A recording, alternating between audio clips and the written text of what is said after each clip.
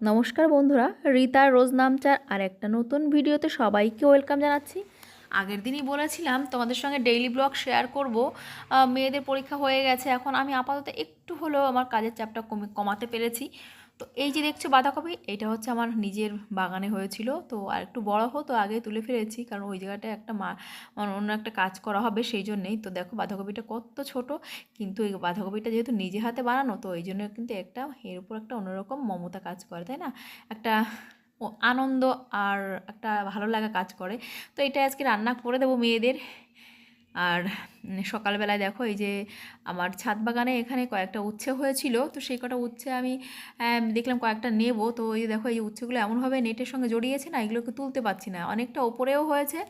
আর এগুলো বের করে এই সাইডে আনতেও অসুবিধা হচ্ছে, কারণ ওটা নেটের ওই সাইডে হয়েছে। তো আমি তো গাছপালা লাগাতে ভীষণ ভালোবাসি, আর মেয়েদের পরীক্ষার এই পড়াশোনার চাপে বেশ কিছুদিন বাগানের যত্ন একেবারে করতে পারিনি।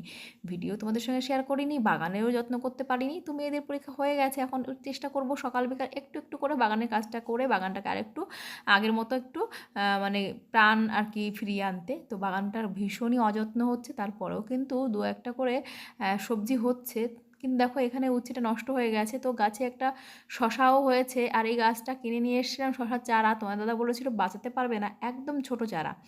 তো দেখো উচ্ছে গাছটা সবগুলোর অবস্থা খারাপ। তো এখানে এই যে দেখো শশাটা, আর এখানে উচ্ছে দু চারটে করে বেশ হচ্ছে গাছে উচ্ছে। কিন্তু আসলে কি জানো, বাজার থেকে তো আমরা অনেক কিছু কিনেই খাই। তো মেয়ে বলছে মা আমি লম্বা পেড়ে দেবো, কিন্তু ও পারবে না চলে এলো। আর এই দেখো একটা শশা হয়েছে।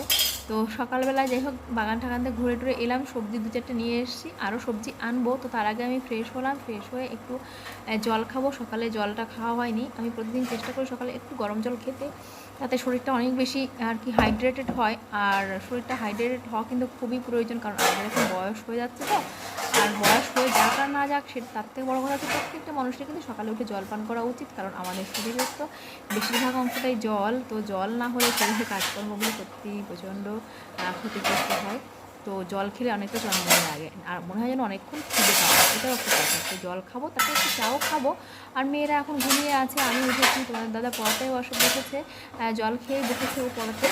আর আমি এখন জলটা গরম করতে বসেছি, জলটা খাবো আর চাও বসাবো তারপরে।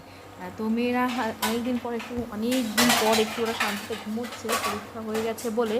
আর এদিকে আমি বলেছি ঠিক আছে তোমরা একটু ঘুমিয়ে নাও, দুদিন স্কুল ছুটি হয়েছে যেহেতু। তো মেয়ে উঠেও পড়েছে এখন। ওই যে পরীক্ষা হয়ে গেলে আর ঘুম পায় না, তখন তখন আর কি উঠে দুষ্টুমি করবে, কি করবে, এটা সেটা করবে, এটা নিয়ে ব্যস্ত। তারপর কালকে দোল, সেই নিয়ে আর কি খুব আনন্দিত মেয়ে, ছোটো মেয়ে বিশেষ করে। তো আমি দেখো এখানে জলটা গরম হয়ে গেছে, চালটা ধুয়ে রেখে দিয়েছি, ভাতটাও বসিয়ে দেবো। আসলে আমার নিজেরই একটু দেরি হয়ে যাচ্ছে উঠতে, আজকে উঠেছি 8টার দিকে। তো বুঝতে পারছো এই সময় পুরো গরম চলে এসছে, বসন্ত তো এসে গেছে, তার আগে বসন্তের আগে চলে এসছে গরম। তো গলাটা ব্যথা ব্যথা ধরা ধরা রয়েছে, ওয়েদার চেঞ্জ হচ্ছে। তো মেয়ে উঠে বলছে মা কী খাবো, তো ওকে একটু গোলা রুটি বানিয়ে দেবো। আর আমি চাটা বসিয়েছি, আর মেয়ে কিন্তু গোলা রুটি খেতে ভীষণ ভালোবাসে। তো আমি বললাম ঠিক আছে। সামনের দোকানে গেছিলো বাবার সঙ্গে, সেখানে পাউরুটি পাইনি, দোকানে আজকে দোকান খোলেনি কোনো একটা কারণে হয়তো বা। তো মাছের জলটা মানে কি বরফ গলাতে দিয়েছি, জলে দিয়েছি বরফ গলাবো। আর আমি এখানে সমস্ত বাসনপত্রগুলো আর কি তুলে রাখলাম, সমস্ত বাসনপত্র যেগুলো মেজে নিয়েছিলাম সকালবেলায়। আর ঘরটা পরিষ্কার পরিচ্ছন্ন তো করে নিয়েছি সকালে উঠে।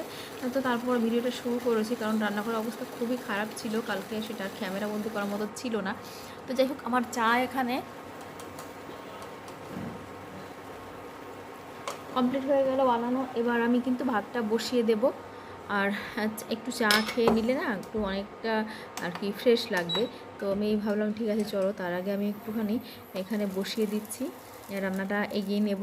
তো চায়ের আগে আমি মাছটা আর কি করে নেব, মাছটা ভেজে নিয়ে সব তরকারি করবো। আর জলটা আর একটু শুকিয়ে নিক চালগুলো, তারপর একবারে ভাতটা একটু দেরি করেই বসিয়ে দেবো। তো আমি একটু চা খাবো, মেয়েকে একটু রুটিটা বানাবো। তবে চাটা যেহেতু আমি আগেই বসিয়ে দিয়েছিলাম, মেয়ে গেছিলো বাবার সঙ্গে দোকানে, তো ওকেও চাটা খেয়ে ওকে একটু রুটিটা বানিয়ে দেবো। তো এদিকে আমি এই যে কড়াইটা বসিয়ে দিয়েছি, যে মাছটা ভাজি করতে করতে আমি চাটা খেয়ে নেব, তারপরে কিন্তু মেয়েকে একটু গোলা রুটি বানিয়ে দিতে হবে। আর বড় মেয়ে বললো মা একবারে ভাত খাবো, ও একটু দেরি করে উঠবে, উঠেছে এখনও শুয়ে আছে আর কি। তো আমি এই মাছটা রান্না করব। এই মাছটা না একটুখানি মশলা জাতীয় জিনিস ভালো লাগে, যেহেতু মাছটা খুব তেল হয়, মানে একটু ফ্যাট জাতীয় মাছ, তো ওই জন্যে মাছটাকে আমি একটু আজকে মশলা দিয়ে করবো। আর বাগান থেকে আনবো ধনে পাতা, তো মাছটা ভাজতে দিয়ে আমি চাটা খাবো। আর যাব একটু বাগানে গিয়ে কয়েকটা থানকুনি পাতাও আর কি তুলবো, আর সে সঙ্গে তুলবো অনেকটা ধনে পাতাগুলো বেশ সুন্দর হয়েছে। বর্ষা মানে বৃষ্টি চলে গেছে, বর্ষা আসার আগে ধনেপাতাগুলো খেয়ে নিতে হবে, না নষ্ট হয়ে যাবে আবার। তো করবো উচ্ছে ভাজি, উচ্ছে ভাজিটাও করবো। আর মাছটা তুলে নিয়ে উচ্ছেটা বসিয়ে দেবো, আর মেয়েকে ওই উনুনটাতে করে দেবো গোলা রুটি। তো মাছটা ভাজি হয়ে গেছে আমার, দেখো। আর মাছটা ভেজে নিয়ে আমি উচ্ছেটা ভাজবো, তারপরে কিন্তু ভাত বসাবো। তো একটু দেরি করে ঘুম থেকে উঠে না কাজের কোনো খেয়েই পাওয়া যায় না, কোন কাজটা করবো কি না করবো, অনেক বেলা হয়ে গেছে, খিদেও পেয়ে যাচ্ছে। তোমার দাদার পড়ানো ছিল, পড়িয়ে উঠেছে আর ও বসে আছে। তো আমি বললাম ও তো চা খায় না, আমার নিজেরই খারাপ লাগছে, রান্না হতে দেরি হয়ে গেল, 10টা বাজতে গেছে। তো সংসার কাজকর্মটা সব দেরি করে ঘুম থেকে উঠতে হয় না, অন্য অন্য কাজকর্ম করে রান্না করতেই একটু দেরি হয়ে যায়। তো ভাবছি কালকে থেকে একদম সকাল সকাল উঠবো, 6:30 না, 6টায় না পারলে 6:30টার মধ্যে আমি উঠে পড়বো, উঠে পড়ে আগে রান্নাবান্না করবো। কারণ তোমার দাদারও কদিন ধরে জ্বর রয়েছে, শরীরটা একদম ওর ভালো নেই। আর দেরি হয়ে গেলে খেতে বুঝতে পারো শরীর এমনি খারাপ লাগে। তো আমার সত্যি আজকে ভীষণ খারাপ লাগছে, দেরি হয়ে গেছে অনেকটাই। তো ঠিক করেছি এরপর থেকে আমি তাড়াতাড়ি আর কি উঠেই রাত্রের বেলা সমস্ত কাজকর্ম করে রাখার চেষ্টা করব, না পারলেও সমস্ত ঘরটা আগে পরিষ্কার করে বাসনপত্র ধুয়ে আমি রান্নাটা বসিয়ে দেবো। তো দেখো এই চলে এসেছি থানকুনি পাতা নিতে, আর আমার এখানে প্রচুর থানকুনি পাতা হয়েছে। তোমার দাদা কিন্তু গাছগুলো যত্ন আরতি করে, জলটা নিয়মিত তোমার দাদাই দেয়, আমার অতটা হয়ে ওঠে না। এই যেমন মেয়েদের পরীক্ষার সময় তো আমি কোনো কিছু করতে পারিনি, তারপর তোমার দাদা সকাল বিকাল নিয়মিত গাছে জল দেয়। আর দেখো এই যে পাতা পড়ে কি অবস্থা হয়ে গেছে, এখানটা প্রচণ্ড পাতা পড়ে, তো পাতা পরিষ্কার করাও একটা ব্যাপার। ভীষণ মানে হয় না গাছের নিচে মানে চাষ করতে গেলে যা হয়, পাতা তো পড়বেই, পাতা ঝরার সময় বসন্তকাল। আর এই প্রচণ্ড অসুবিধার মধ্যেও আমি না বাগান করতে এত ভালোবাসি বলেই কিন্তু এইরকম জায়গায় বাগান মানে চাষবাস করি। আসলে এরকম জায়গায় মানে কোনো গাছ লাগানো যায় না, এতটাই পাতা পড়ে এই সময়টাতে। আর অন্য সময় তো ছায়া থাকে, তারপরও ভাবি যে দেখি হয় নাকি, মানে বলে না যেখানে দেখিবে ছাই উড়াইয়া দেখো তাই পাইলেও পাইতে পারো মানিক রতন। তো সেই জন্য যেখানে যা না হওয়া তাও আমি একবার ট্রাই করে দেখি, কারণ ট্রাই করতে কোনো ক্ষতি নেই। তো দেখো এখানে ধানকুনিগুলো তুলে নেওয়ার পর আমি কিন্তু ধনেপাতাগুলো তুলছি। আর এই গাছ নিজে লাগিয়ে নিতে পারলে না কতটা ভালো লাগে বলো তো, কত কত শাক বানিয়েছি। বাজার থেকে কিনতে গেলে এই কটা শাকের দামই এখন পড়বে 10 টাকা, কারণ এখন অফ সিজন। তো আমি এখানে কত সুন্দর শাক বানিয়েছি, ইচ্ছে হলে এক মুঠো নিয়ে যাচ্ছি, রান্না করছি। তো দেখো 2 রকম শাক আমার নেওয়া হয়ে গেছে, চাটা খেয়ে কমপ্লিট করতে পারি না আমি, না সত্যি কথা বলতে এই চা খেতে একদম ভুলে যাই। আর এখন দেখো এই যে ধনে পাতাটা তো রয়েছে, এখন আমি এই যে বেটে নিলাম হচ্ছে রসুন দিয়ে, জিরে দিয়ে আর লঙ্কা লবণ দিয়ে বেটে নিয়েছি। এটা কিন্তু দারুণ টেস্টি হয়েছে, একটুখানি সাঁতলেও নিয়েছিলাম উনুনের তেলের উপর। তো যাই হোক চলো, এটা রান্না হয়ে গেছে, বাটা হয়ে গেছে। এবার আমি করব হচ্ছে মাছের ঝোলটা কমপ্লিট করব। তো মশলাটা আমি কষিয়ে নিয়েছি, তারপর দিয়ে দিলাম একটু ধনেপাতা, অনেকটা করে ধনেপাতা দিয়ে দেওয়ার পর দেবো একটু ওই যে টমেটো পিউরিটা বানিয়েছিলাম সেটা একবার দিয়ে দেখবো যে কেমন লাগে অ্যাকচুয়ালি খেতে। টমেটো পিউরি এরকম করে বানিয়ে রেখে, অন্য কোনো বছর আমি এরকম বানিয়ে রাখিনি, এবছরই টমেটো পিউরিটা বানিয়ে রেখেছি। তো দেখা যাক যে টমেটো পিউরি এরকম করে বানিয়ে রাখলে এটা কেমন হয় আর কেমন কাজে লাগে। তো এবার চেষ্টা করছি অনেকটা টমেটো পিউরি বানিয়ে রাখবো। আর এখন টমেটোর দামটা একটু কম আছে। তো দেখো ঝোলও আমার কমপ্লিট, এবার কিন্তু আমি ওদেরকে খেতে দিয়ে নেব, খেতে দিয়ে নিয়েছি। আর এখন আমি এই যে সেই টমেটো পিউরিগুলোকে একটু রোদ্রে দেবো শক্ত করে রাখার জন্য, যেমন আমসত্ত্ব করে রাখা ঠিক ওই রকমই। জানি না হবে কি না, না হলে আমি কৌটায় ভরে মানে ক্যানে ভরে রেখে দেবো ফ্রিজে। তো তার আগে ট্রাই করে দেখছি যে অ্যাকচুয়ালি আমসত্ত্ব করে মতো বানালে ঠিক কেমনটা হবে। তো এরকমভাবে আমি পাতলা করে দিচ্ছি ব্যাটারের মতো করে, দেখি রোদ্রে দিয়ে দেখবো ওটা কেমন হয়। আর এই যে দেখো রোদ্রে দিতে নিয়ে এসেছি, সেই যে গাজরগুলো শুকিয়ে বেশ সুন্দর হয়ে গেছে। তো আরও কটা গাজর আছে, সেগুলোকেও আমরা কাটবো। আমি চেষ্টা করছি এইগুলোকে একটু স্টোর করে রাখার, গরমকালে যাতে মেয়েদের একটু খেতে দিতে পারি।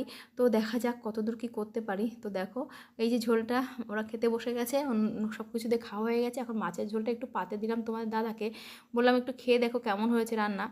তা খুব ভালো না হলেও খারাপ হয়নি, বললো ভালোই হয়েছে। তো এখন আমি চলে এসেছি একটু কাজ করবো। আর এইদিকে এই যে দেখো এই গাছটার মোচাটা আগেই কাটতে হতো, তো কদিন ধরে কাটবো করছিলাম, আজকে অবশ্যই দুপুরবেলা চলে এলাম মোচাটা কাটতে। আর কী পরিমাণে রোদ, মানে হঠাৎ করেই কিন্তু শীত যেতে না যেতেই কিন্তু বসন্তের আগেই কিন্তু গরম এসেছে। আজকে কিন্তু প্রচণ্ড গরম পড়েছে, প্রচণ্ড গরম পড়েছে। তারপরেও দেখলাম এই কাজগুলো আমি করে না রাখলে আর হবে না। তো মোচাটা কাটলাম, আর কয়েকটা শাক কাটবো, আর গাছের গোড়া পরিষ্কার করে সেখানে একটু কোপাবো, কুপিয়ে আরও কয়েকটা শাক লাগানোর ইচ্ছা আছে। পুঁই শাক গাছগুলো লাগানোর ইচ্ছা আছে, চারাগুলো বড় হয়ে গেছে। অনেক অনেক কাজ, মানে মেয়েদের পরীক্ষার জন্য আমি প্রায় মাসখানেক কোনো কাজই করতে পারিনি। আর এখন কিন্তু সেই কাজগুলো আমার এত জমে গেছে যে কোনটা কাজ করব আর কোনটা করব না। এই দিকটায় দেখো কেমন ঘাস হয়েছে, এইটাও পরিষ্কার করার দরকার। তো আমি এখন এই যে কুমড়ো শাকটা কেটে নিচ্ছি, কুমড়ো শাকগুলো কেটে রাখবো, কালকে সকালবেলাতে সকাল সকাল রান্না করতে পারবো।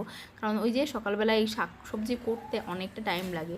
আর যেহেতু একার সংসার, বাচ্চারা ছোট, ওদের একটু স্কুল ছুটি, ওদেরকে দিয়ে তাও আমি কাজ করাই না তা না, আমি আমার মেয়েদের দিয়ে প্রচুর কাজ করাই। বাচ্চারা ছোটো ছোটো হলেও আমি ওদের সবসময় চেষ্টা করি কিছু না কিছু কাজে ব্যস্ত রাখা। কারণ বাচ্চা সে ছেলে হোক আর মেয়ে হোক, কাজ না শিখলে পরে আর ভালো করে, মানে আমি যদি এখন এই বয়সে তাদের কাজ না শেখাই, পরে কিন্তু ওরা কাজ করতে পারবে না, কাজ করতে চাইবেও না। তো অভ্যাস, তাই না? তো এই যে দেখো, এই যে তোমার দাদাকে দিয়ে শাকটা কাটিয়ে নিলাম। আর হ্যাঁ, কত সুন্দর শাক হয়ে গেছে দেখো, বেশ। এখন এইগুলো নিয়ে গিয়ে রাখবো। অনেক রকম শাক, যেমন তেলাকচু শাক, মোচা নিয়েছি, আরও বাড়িতে একদম লাস্ট এই পালং শাক কটা লাস্ট হয়েছে এবারের মতন, আর শাক নেই পালং শাক। তো এগুলো শর্টিং করে গুছিয়ে রাখবো। আর এখন দুপুরবেলায় মেয়েদের দিয়ে এই যে কুলের এগুলোকে ছাড়াচ্ছি, কুলটাগুলোকে ছিঁড়ে ছিঁড়ে রাখতে বলছি, যাতে এগুলো দিয়ে ভালো সুন্দর করে ওদেরকে আমি আচার বানিয়ে দিতে পারি।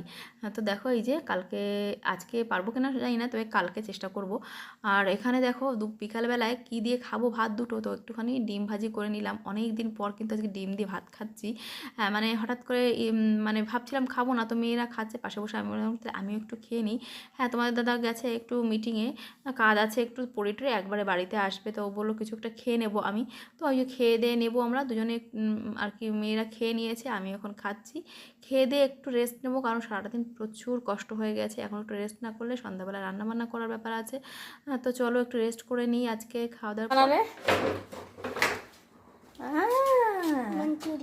আরে বাস, দারুণ জিনিস বানিয়েছে তো। হ্যাঁ, কি দিয়ে বানিয়েছো? আচ্ছা, আমাকে একটু দাও দেখে একটা প্লেটে।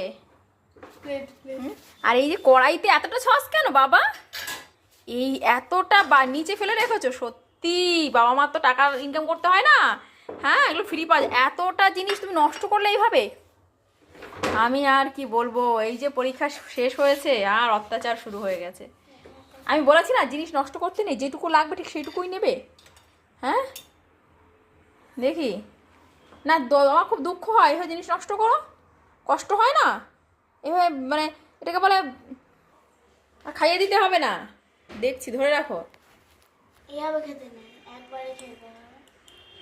ভালো খাও, ভালোই হয়েছে। এরা এখানে মাঞ্চুরিয়ান বানিয়েছে বাঁধাকপি দিয়ে, তোর বাবা খেয়ে বলে ভালোই হয়েছে। তো এখন রাত্রে আমি রান্না করব, তার আগে একটুখানি এই যে বাকি দেখো যে গাজরগুলো আছে সেগুলোকে কিন্তু একটু কেটে নেব। আর এইগুলো কেটে কিন্তু টুকরো টুকরো করে রাখলে সকালবেলা রোদ্রে দিতে আমার সুবিধা হবে।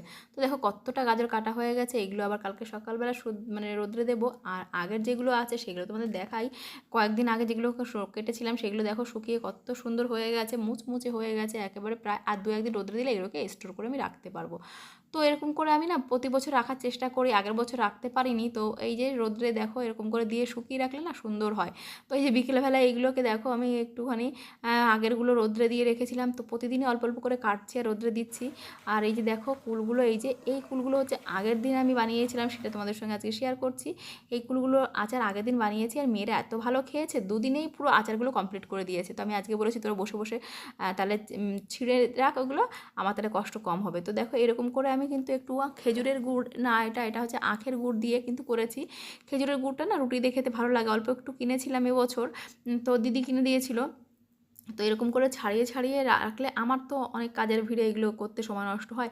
তো আমি বললাম মেয়েদের বললাম তোরা কর। তো এইভাবে কিন্তু গুড়ের মধ্যে ভালো করে জাল দিয়ে আর লাস্টে একটু গুঁড়ো মশলা দিয়ে একটু লবণ দিয়ে নিলে এত ভালো লাগে। আমি তো আর অত ভালো খাই না, মেয়েরাই ভালোবাসে খেতে।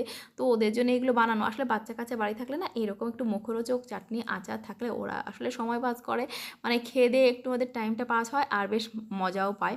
তো ওই যে একটু গুঁড়ো মশলা বানিয়ে নিচ্ছি, গুঁড়ো মশলাটা বানিয়ে এইটার ওর উপর ছড়িয়ে দিলেই ব্যাস আমার মতো করে আমি বানালাম। খুব ভালো হয়তো হয় না, তবে আমার মেয়েরা খেয়ে যে আনন্দ পায় এটাই আমার কাছে অনেক। একজন মায়ের কাছে এর থেকে আনন্দের কী হয়, বাচ্চারা খাবে এবং সেটাকে আনন্দ করবে সেটা খেয়ে, এটাই হচ্ছে মায়ের কাছে মায়ের সবচেয়ে আনন্দে, মায়ের সবচেয়ে তৃপ্তির বিষয়।